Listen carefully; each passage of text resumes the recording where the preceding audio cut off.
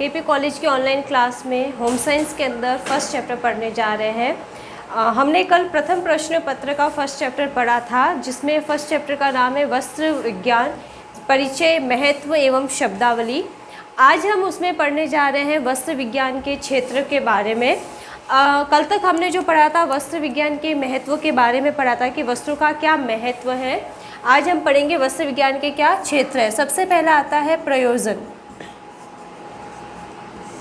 प्रयोजन का मतलब होता है कि हम जो वस्त्रों का चुनाव कर रहे हैं किस प्रयोजन से, किस कारण से कर रहे हैं, क्या वो उस कार्य के अनुकूल है या नहीं है, इसके बारे में हम देखेंगे।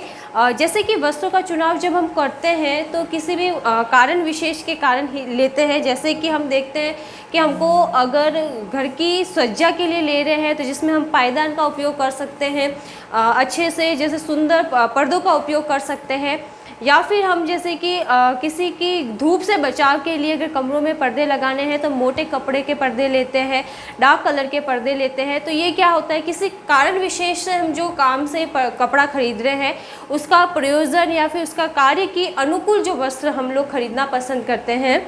जैसे गर्मी है तो गर्मी में हम लोग ज़्यादातर जैसे कि सूती वस्त्रों का उपयोग करते हैं, क्योंकि सूती वस्त्र जो है वो गर्मी को सोखने का कार्य करते हैं, हमारा पसीना सोखते हैं और हमारे शरीर को ठंडक देने का कार्य करते हैं।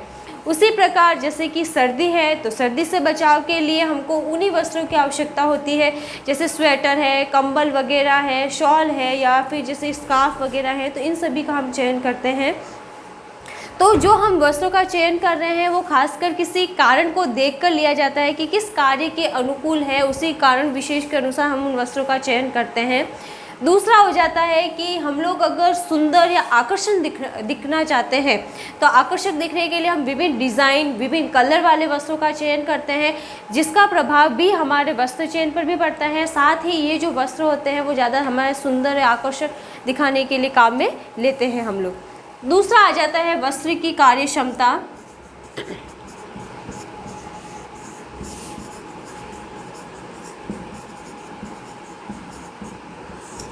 वस्त्र की कार्य क्षमता से मतलब है कि जब हम वस्त्रों का चयन करते हैं तो वो वस्त्र उस कार्य के अनुकूल है या नहीं है, या कितना टिकाऊ है, इन सभी बातों को ध्यान में रखकर हम लोग वस्त्रों का चयन करते हैं। जिसमें अगर देखा जाए तो जैसे कि हम लोग बेडशीट लेते हैं तो बेडशीट हम किस कारण से लेते हैं, जो लंबे समय तक हमारे काम में आ सके, जो सुंदर भी दिखाई दे और लंबे समय तक चले, और वापस उसकी धुलाई वगैरह जो है वो भी आसानी से की जा सके, उसको संरक्षण करना भी हमारे लिए ईजी हो, उसी के अनुकूल हम लोग वस्त्रों का चयन करते हैं। या फिर जैसे कि हम कोई भी जैसे वस्त्र खरीदते हैं तो हम वो देखते हैं कि हमें कितने लंबे समय के लिए उस वस्त्र की ज़रूरत है, तो उसके टिकाऊपन, मजबूती, कठोरता आदि को ध्यान में रखते हुए हम उस वस्त्र का चयन करते हैं। यानी कि कार्य के अनुकूल होना चाहिए और कार्य को पूरा होने के बाद में भी अगर वो लंबे समय तक हमारे पास रहे और उपयोग में लिया जा सके, इसी का ध्यान में रखते हुए हम वस्त्रों का चयन करते हैं। तीसरा आ जाता है टिकाऊपन।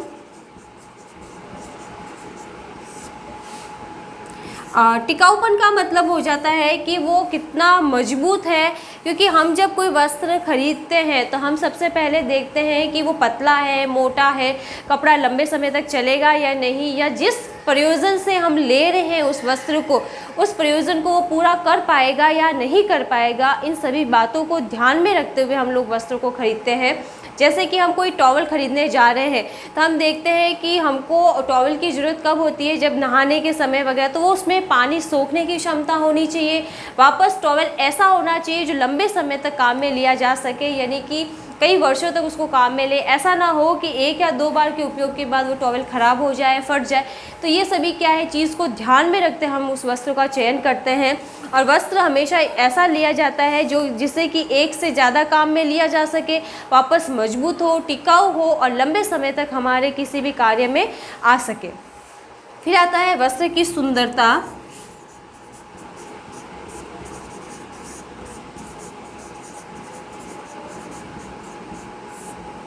वस्त्र की सुंदरता एवं जो आकर्षण है वो भी बहुत ज़्यादा महत्वपूर्ण रहता है कि हम कैसे वस्त्रों का चयन कर रहे हैं। साथ ही जो वस्त्र लिया जा रहा है वो दिखने में सुंदर होना चाहिए, आकर्षक होना चाहिए, या फिर उसमें आकर्षक डिज़ाइन काम में ली जा सकती है, सुंदर कलर लिया जा सकता है, नमूने उसमें सुंदर लिए जा सकते हैं, ताकि जिस भी वस्त्र को किसी भी अवसर विशेष के लिए लिया जा रहा है या किसी कारणवश या किसी प्रयोजन के वश हम ले रहे हैं, उस कार्य की पूर्ति भी हो और साथ में वो जो वस्त्र है वो सुंदर दिखाई दे।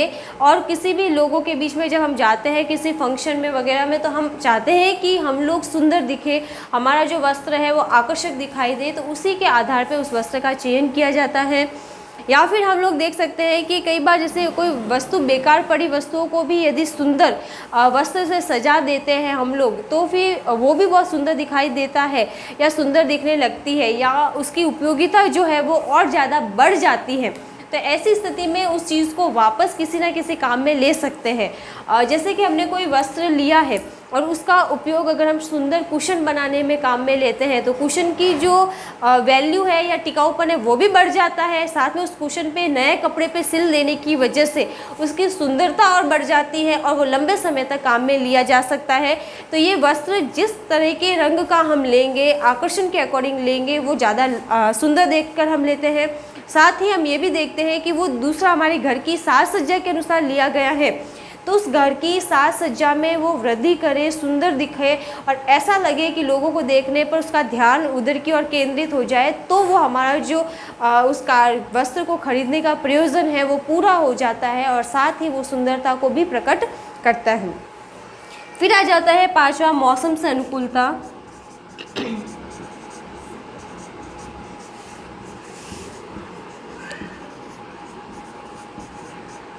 मौसम से अनुकूलता का मतलब है कि वस्त्र मौसम के अनुसार भी अलग अलग तरीके के रहते हैं, जो हमको मौसम से बचाव के लिए भी काम में लिए जा सकते हैं और हमको शरीर को और वातावरण के साथ में सामंजस्य बिठाने में भी महत्वपूर्ण स्रोत उसको कहा जा सकता है वस्त्र को।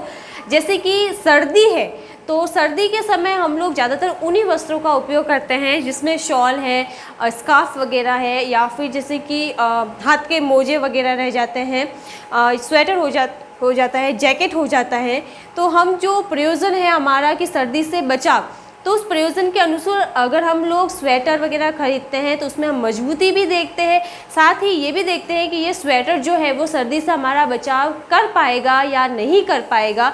तो जो कारण विशेष से लिया जा रहा है वो कारण हमेशा वस्त्र को जब लेते हैं तो हम उस मौसम के वगैरह के अनुकूल हमको वस्त्र की खरीदना चाहिए। अब मौसम में जैसे सर्दी हो जाता है, गर्मी है, बारिश है, तो ये सभी मौसम के प्रकार है, तो उसी के आधार पे हम लोग वस्त्रों का चयन करते हैं। सर्दी में जैसे हम लोग ऊनी वस्त्र लेना पसंद करते हैं, गर्मी में हम लोग सूती वस्त्र, और बारिश के समय में जैसे रेनकोट वगैरह, छाता है, तो उन सभी का उपयोग करते हैं, जो कि हमारे शरीर को वातावरण से सुरक्षित महसूस करवाता है और साथ ही वातावरण के साथ में एडजस्टमेंट करने में हमारे सहायता भी कर सकता है। फिर आ जाता है वस्त्र का रंग।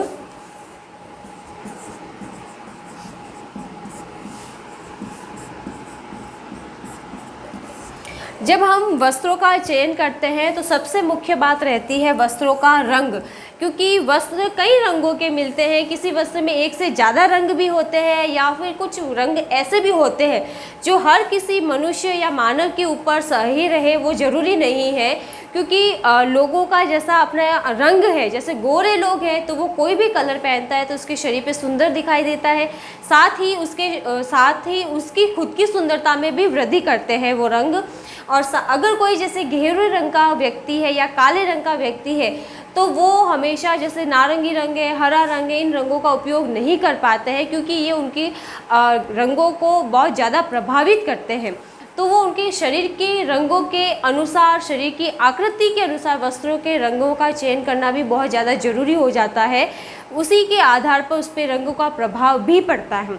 जैसे अगर किसी व्यक्ति का स्वभाव शांत है, तो अगर हम जैसे देखते कोई व्यक्ति शांत प्रकृति का है तो वो हमेशा सफ़ेद रंग, शांति प्रदान करने वाले रंगों का प्रयोग करता है, ताकि उसका व्यवहार भी शांत रहता है और वो हमेशा उसमें सही तरीके से एडजस्ट भी कर पाता है और उस व्यक्ति का व्यक्तित्व तो उसी के अनुसार दिखाई देता है। उसी के ऑपोजिट अगर कोई व्यक्ति ज़्यादा चुलबुला है, खुश मिजाज है, दूसरों के साथ आसानी से घुल मिल जाता है, बोलने में भी बोलने वगैरह ज़्यादा और ज़्यादातर मजाक मस्ती के माहौल वाला व्यक्ति कोई है, तो वो हमेशा चटक रंगों का उपयोग करते हैं और ये जो रंग है उसके व्यक्तित्व को और निखारने में ज़्यादा महत्वपूर्ण भी होते हैं। उसी के अलावा अगर देखें जैसे कोई छोटा बच्चा है तो छोटे बच्चे के लिए हमेशा खिलते हुए रंगों का प्रयोग किया जाता है, जैसे कि लाल है, पीला है, नारंगी है। तो ये रंग बच्चे की सुंदरता में भी वृद्धि करते हैं, साथ ही बच्चे के व्यवहार के अनुकूल भी रहते हैं और बच्चा हमेशा उनके साथ में अच्छा खिलता हुआ दिखाई देता है। उसी के ऑपोजिट अगर वृद्ध अवस्था में देखें हम लोग, तो एक वृद्ध व्यक्ति ज़्यादा गहरे रंग या ज़्यादा तेज़ रंगों का उपयोग नहीं कर पाता है या ज़्यादा चटक रंगों का उपयोग नहीं करते हैं। उनको हमेशा शांत रंग यानी कि सफ़ेद रंग है, हल्का नीला रंग है, इस तरह के रंग पसंद आते हैं जो कि उनके व्यवहार के अनुकूल भी होते हैं और उनको स्वयं को शांति प्रदान करने वाले भी होते हैं। तो यह भी एक कारक है कि जब हम वस्त्र का चयन करते हैं तो रंग बहुत ज़्यादा उसमें प्रभावकारी होते हैं और उसी के आधार पर हमको वस्त्रों का चयन करना चाहिए। साथ में अगर कोई व्यक्ति शांत व्यवहार वाला है और वो इसी तरीके के सफ़ेद हल्के रंगों का उपयोग करता है तो उसका व्यवहार और शांत रहता है और वो खुश मिजाज भी रहता है। अगर कोई व्यक्ति ज़्यादा तनाव की स्थिति में है और वो लाल रंग या काले रंगों वाले वस्त्रों का उपयोग करता है तो उसके ऐसी स्थिति में कई बार तनाव बढ़ भी जाता है और वो व्यक्ति ज़्यादा चिड़चिड़ा, क्रोधित वगैरह भी दिखाई दे सकता है। तो वस्त्रों का चुनाव हमेशा रंगों के आधार पर करना चाहिए। वापस हमारे शरीर की रंग आकृति को ध्यान में रखकर भी वस्त्र में रंगों का चयन करना जरूरी रहता है। अगला जो आ जाता है वो है फैशन एवं शैली।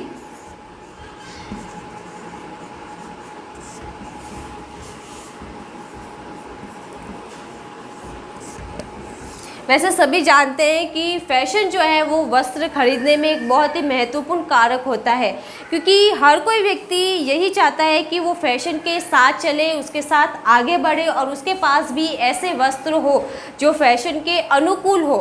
तो वो हमेशा फैशन, जिस कलर की फैशन आई, जिस रंग के वस्त्र की फैशन आई या जिस डिज़ाइन की फैशन आई, वैसे वस्त्रों को खरीदना ज़्यादा पसंद करते हैं और वो उसके साथ आगे बढ़ना भी चाहते हैं। कई बार ऐसा हो जाता है कि जैसे फैशन में लाल रंग की फैशन आ गई तो हर कोई लाल रंग के वस्त्र पहनना शुरू कर देता है। लहरिया की फैशन आ जाती है तो लहरिया पहनना शुरू कर देते हैं। कई बार जैसे लहरिया की फैशन होने पर ज़्यादातर लोग लहरिया साड़ीज़ वगैरह पहनना पसंद करते हैं। उसी प्रकार जैसे कि किसी डिज़ाइन की फ़ैशन आ जाती है, जैसे चेक शर्ट में डिज़ाइन है तो ज़्यादातर जो लोग होंगे वो चेक शर्ट वगैरह पहनना पसंद करेंगे। कई बार जीन्स की फ़ैशन आती है जिसमें कटिंग वाली जीन्स वगैरह की फ़ैशन आती है तो ज़्यादातर लोग जो जैसे जीन्स वगैरह उसी तरह का पहनना शुरू कर देते हैं। तो जैसा कपड़ा होगा, जैसी डिज़ाइन है, जैसी फ़ैशन आती है, लोग उसके साथ अनुकूल वस्त्रों का उपयोग करना शुरू कर देते हैं और वही ज़्यादातर वस्त्रों की मांग भी हो जाती है। उसके बाद आ जाता है किस्म एवं श्रेणी।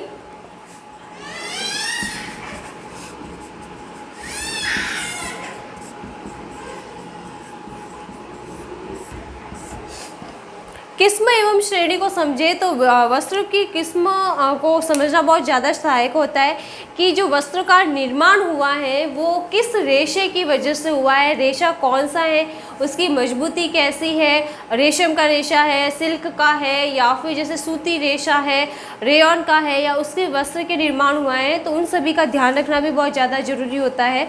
साथ ही रेशा कैसा स्टेपल है, स्पन है या इन सब चीज़ों का, फिलामेंट का वगैरह का ध्यान रखना भी बहुत ज़्यादा ज़रूरी रहता है और उसी के आधार पे जो वस्त्र की खरीद होती है वो की जाती है। उसको अलावा अगर हम देखें तो जो वस्त्रों को कई बार जैसे अलग अलग रेशों को या 2-3 तरह के रेशों को जोड़कर भी वस्त्र का निर्माण किया जाता है और परिसज्जा कर दी जाती है। तो ज़्यादातर वस्त्रों को खरीदते समय हमें ये ध्यान रखना बहुत ज़्यादा ज़रूरी हो जाता है कि वस्त्रों को कहीं परिष्कृत करके नया तरीके का वस्त्र तो नहीं बनाया गया है, क्या वास्तविक रूप से ये प्योर कॉटन है या फिर प्योर जैसे कि सिल्क का कपड़ा है या नहीं, इन सभी चीज़ों को ध्यान में रखकर ही वस्त्र की खरीद की जाती है। फिर अगला आ जाता है जैसे वस्त्र की धुलाई।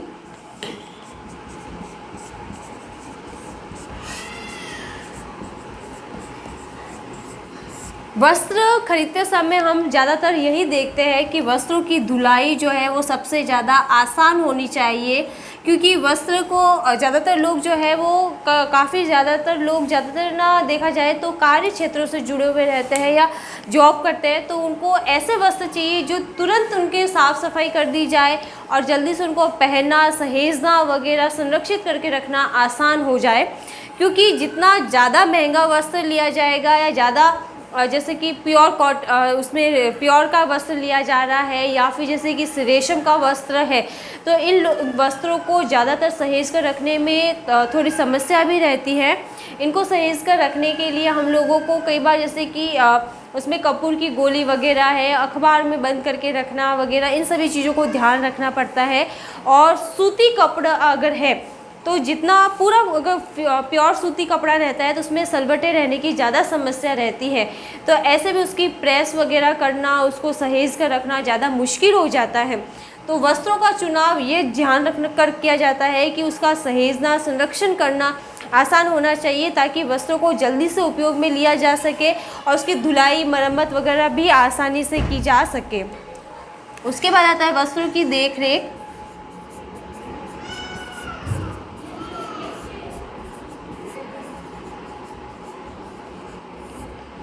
वस्त्रों की देख रेख में ये ज़्यादातर रहता है कि हम जब वस्त्र खरीदते हैं तो उसमें कई तरह की परिष्कृति चीज़ लगाई जाती है, जैसे बटन है, चैन वगैरह है या फ्लावर्स वगैरह है या लटकन वगैरह, डोरी वगैरह। तो ये सभी चीज़ें जो होती है ना, उनको संभाल कर रखना बहुत ज़्यादा ज़रूरी हो जाता है, क्योंकि वस्त्रों को उपयोग में लेने पर कई बार ये चीज़ें निकल कर आ जाती हैं, तो समय समय पर उनकी देखरेख करना, उनकी मरम्मत करना मुश्किल रहता है। तो इन सभी चीज़ों को ध्यान में रखते हुए ही वस्त्रों का चयन किया जाता है कि क्या वस्त्रों को लंबे समय तक इनके साथ में सहेज कर रखा जा सकता है या नहीं।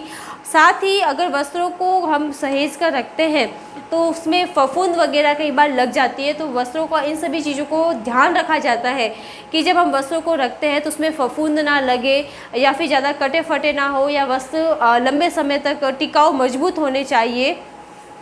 साथ ही गृहिणी अगर देखें तो ज़्यादा सतर्कता से अगर वो काम में असतर्कता रखती है या लापरवाही रखती है तो कई बार वस्त्रों में जैसे कीड़े मकोड़े वगैरह है, फफूंदी वगैरह है, वो लग जाती है और उन्हें नष्ट कर डालते हैं। तो इसके लिए बहुत ज़्यादा ज़रूरी होता है कि हम वस्त्रों को समय समय पर सहेजें, उनको उलटते पलटते रहे।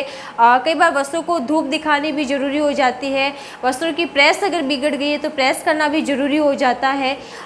वस्त्रों को किसी कपड़े में या फिर पेपर में लपेट कर रखना भी बहुत ज़्यादा ज़रूरी होता है। तो ये सारा जो कार्य गृहिणी का होता है, उस गृहिणी को इन सभी चीज़ों में ध्यान रखना बहुत ज़्यादा ज़रूरी हो जाता है। साथ ही धन का अपव्यय ना हो, बार बार उसको संरक्षण रखने में और धुलाई में या फिर उसको पैकिंग करके रखने में ज़्यादा खर्चा ना हो, इन सभी चीज़ों का भी ध्यान रखकर वही वस्त्र को खरीदा जाता है।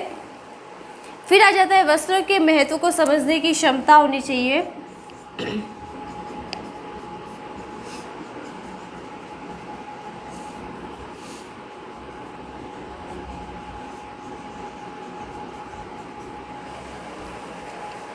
वस्त्र के महत्व को समझने से मतलब है कि आधुनिक समय में जैसे वस्त्रों का बहुत महत्व बढ़ गया है और व्यक्ति की सामाजिक प्रतिष्ठा और संस्कृति के अनुमान से वस्त्रों से लगाया जा सकता है कि जैसा वस्त्र व्यक्ति पहनता है तो उसी के आधार पर उसके व्यक्तित्व की भी पहचान होती है, उसको समाज में प्रतिष्ठा वगैरह भी दी जाती है कि जितना ज़्यादा सुंदर वस्त्र होगा, अच्छा होगा और साफ़ सफाई का भी ध्यान रहेगा, उसकी समाज में उतनी ही ज़्यादा प्रतिष्ठा मिलेगी कि व्यक्ति अच्छे परिवार से है, अच्छी पोस्ट पर है या उचित परिधानों को सुंदर ढंग से वो पहनता है। तो ऐसे व्यक्तित्व का निर्धारण में भी बहुत ज़्यादा अमूल्य योगदान देते हैं। उसके अलावा सामाजिक आर्थिक स्तर के परिचायक भी होते हैं कि ये हमारा सामाजिक और आर्थिक स्तर जो है उसको बताते हैं कि समाज में ये कि अच्छे फैमिली से है या आर्थिक स्तर उनका ऊंचा है, तब इस तरीके के वस्त्र पहने जा रहे हैं। साथ ही अगर कई बार कई वस्त्र उचित नहीं मिल पाते हैं ना, तो ऐसी स्थिति में लोगों को सामाजिक प्रतिष्ठा नहीं मिल पाती है, या यूँ कहा जाता है कि अच्छी फैमिली से नहीं है, गरीब है, या फिर सही वस्त्र ना पहनने पर भी कई बार जैसे समाज के द्वारा आलोचना का शिकार भी होना पड़ जाता है।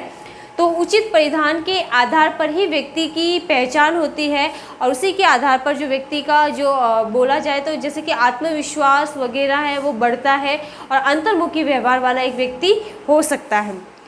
एक बार हम वापस देखते हैं कि वस्त्र विज्ञान के क्षेत्र क्या है। प्रयोजन यानी कि किस कारण से वस्त्र लिए जा रहे हैं। वस्त्र की कार्य क्षमता यानी कि जो वस्त्र लिया जा रहा है वो कार्य के अनुकूल है या नहीं। जैसे कि नहाने के लिए है तो हमको टॉवल की आवश्यकता है, हाथ साफ करने के लिए हमको जैसे कि नैपकिन की आवश्यकता है, या फिर धूप से बचाव के लिए मजबूत पर्दों की आवश्यकता हो सकती है। टिकाऊपन यानी कि कपड़ा कितना टिकाऊ है, कितने लंबे समय तक चलेगा, उसकी वैलिडिटी कितने समय तक रहेगी, उसके आधार पर ले सकते हैं। क्वालिटी के आधार पर हम ले सकते हैं। वस्त्र की सुंदरता एवं आकर्षण यानी कि जो वस्त्र लिया जा रहा है वो कितना सुंदर है, आकर्षक है या नहीं, या हमारे स्वयं की सुंदरता आकर्षण को बढ़ाएगा या नहीं। फिर आता है मौसम से अनुकूलता यानी कि जो वस्त्र लिया जा रहा है वो मौसम के अनुकूल है या नहीं, यानी कि सर्दी, गर्मी, बारिश आदि को देखकर ही वस्त्रों की खरीद होनी चाहिए। फिर आता है वस्त्र का रंग यानी कि हमारे शरीर के रंग के अनुकूल वस्त्रों का रंग चयन करना चाहिए। गहरे रंग का कोई व्यक्ति है तो उसको हल्के रंगों के वस्त्रों का चयन करना चाहिए। अगर कोई गोरा व्यक्ति है तो वो कोई भी रंग के वस्त्र पहन सकता है। दूसरा आता है फैशन एवं शैली यानी कि जैसी फैशन चलती है उसी के अनुसार वस्त्रों का चयन करना। फिर आता है किस्म एवं श्रेणी यानी कि वस्त्र को जो लिया जा रहा है वो किस किस्म का है, क्वालिटी क्या है, कपड़ा कौन सा है, रेशा कौन सा है, उसके आधार पर। फिर वस्त्र की धुलाई यानी कि वस्त्र जो खरीदे गए उसकी धुलाई किस प्रकार की जाएगी, आसान तरीके है या नहीं, शुष्क धुलाई है या फिर जैसे घर पर धुलाई की जा सकती है, या इन सभी का ध्यान रखना चाहिए। फिर आता है वस्त्रों की देख रेख यानी कि वस्त्रों को लंबे समय तक सहेज कर रखना, समेट कर रखना, प्रेस वगैरह इन सभी चीज़ों का ध्यान देना। फिर लास्ट है वस्त्र का महत्व समझने की क्षमता यानी कि जो वस्त्र है वो हमारे सामाजिक प्रतिष्ठा को बढ़ाते हैं। तो वस्त्रों के आधार पर ही हमें समाज में एक प्रतिष्ठा मिलती है। तो इन सभी के आधार पर जैसे वस्त्रों का चयन होना जरूरी है। तो ये कुछ फैक्टर्स हैं जो कि हमारे वस्त्र विज्ञान के क्षेत्र में बहुत ज़्यादा मूल्यवान होते हैं, इनको ध्यान रखना बहुत ज़्यादा जरूरी हो जाता है। उसके बाद आता है कि इनकी कुछ पारिभाषिक शब्दावली भी है, जैसे कि जिसके आधार पर वस्त्रों को पहचाना जाता है या नाम दिया गया है।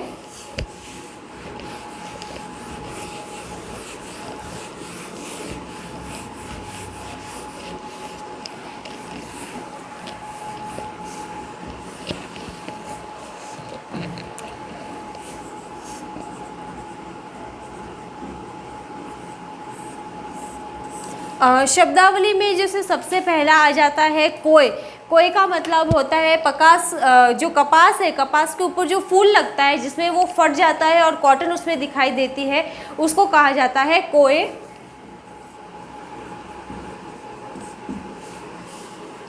यानी कि कपास का पका हुआ फल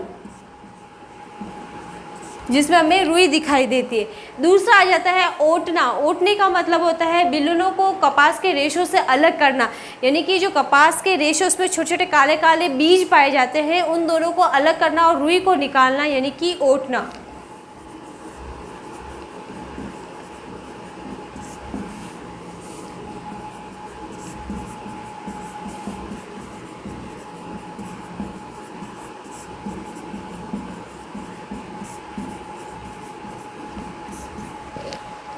उसके बाद आता है गांठें लगाना, यानी कि कपास के रेशे जो हमने अलग कर दिए हैं उनको बांधकर अलग अलग गट्ठे बनाना या गांठें बनाना।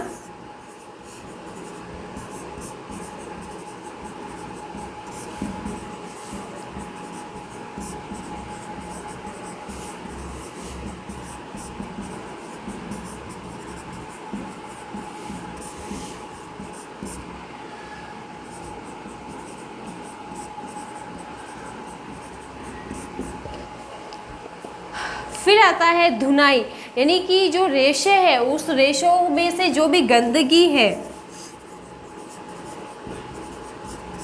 उन गंदगी को निकालना।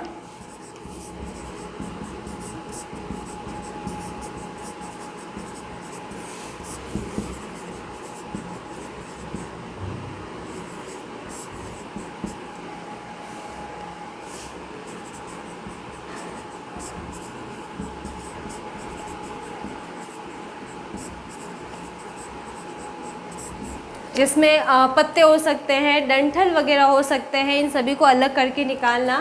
फिर आ जाता है कंघी करना। कंघी करने का मतलब है कि जब रेशे अलग किए जाते हैं तो उसमें कई गांठें लगी हुई होती हैं, आपस में उलझे हुए होते हैं, तो उसको कंघी एक यंत्र जैसा रहता है, जैसा हम बाल बनाते हैं उसी समय एक कंघी जैसा यंत्र है, उस कंघी के माध्यम से इनमें से गांठें निकाली जाती हैं। यंत्र से रेशों को सुलझाया जा सकता है।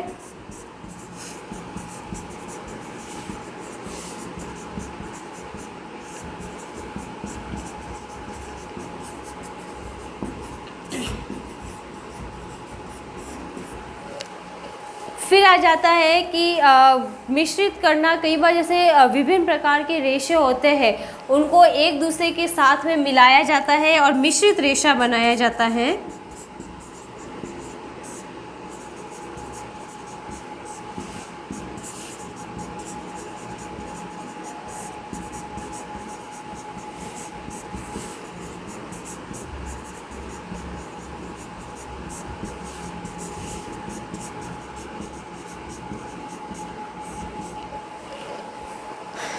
फिर आता है जैसे पोनी बनाना। अब उस पोनी का मतलब होता है कि सूत को काटने के बाद में जब कताई से पहले उसको अलग अलग पोनी के रूप में यानी कि बांट कर अलग कर दिया जाता है।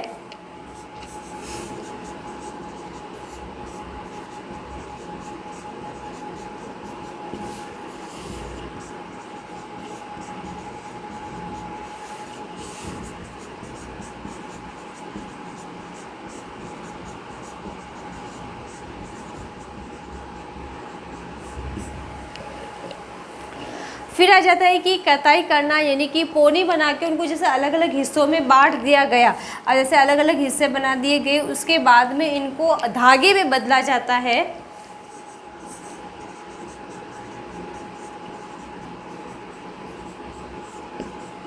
यानी कि जो धागा है उसको बनाने के लिए कताई की प्रक्रिया अपनाई जाती है।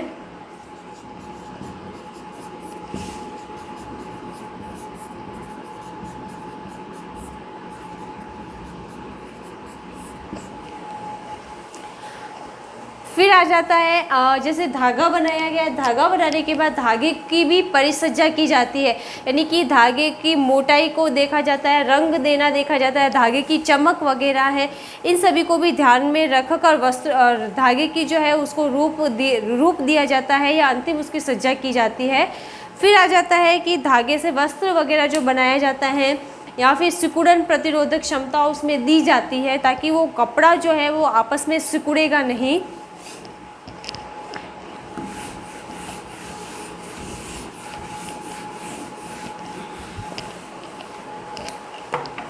इसके बाद धागा बनाने के बाद में आता है परिसज्जा।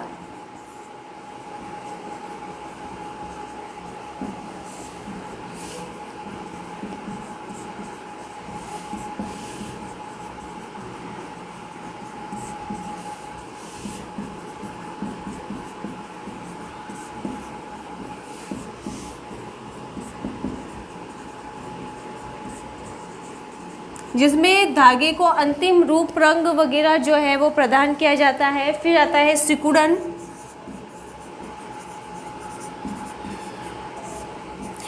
धागे को जैसे कि सिकुड़न प्रतिरोधक क्षमता दी जाती है, ताकि वस्त्र पर सलवटें वगैरह ना पड़े या फिर उसको भीगने पर वस्त्र जो है वो छोटा ना हो।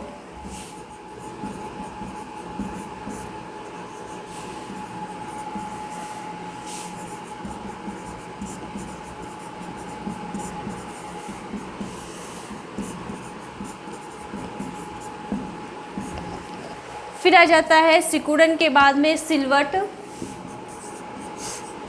सिलवट को हम यूँ कह सकते हैं कि जैसे कपड़े का उपयोग करने के बाद उसमें सलवटें पड़ जाती है, लेकिन कपड़े ऊपर इस तरीके की परिसज्जा की जाती है कि उसका कितना भी उपयोग किया जाए उसमें कोई भी तरह का परिसज्जा ऐसी दी जाती है कि उसमें किसी भी प्रकार की सिलवट नहीं पड़ती है।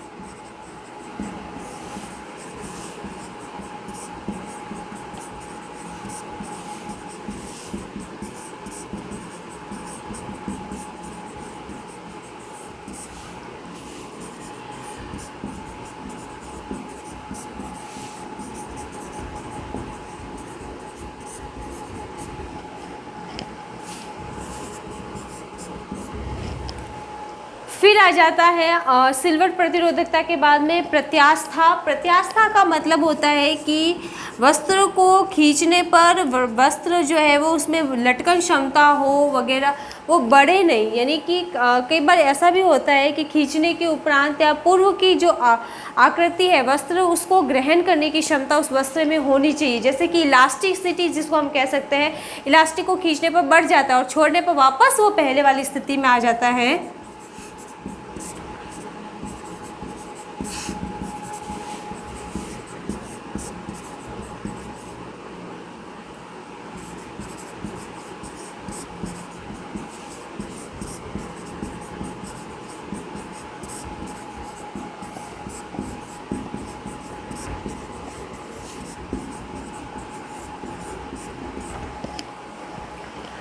तो ये जैसे कि कुछ शब्दावली है जिनका उपयोग हम लोग करते हैं, जैसे परिसज्जा कहा जाता है। तो परिसज्जा क्या होती है, सिकुड़न क्या है, सिलवट क्या है, तो इनके बारे में बताया गया है यहाँ पे।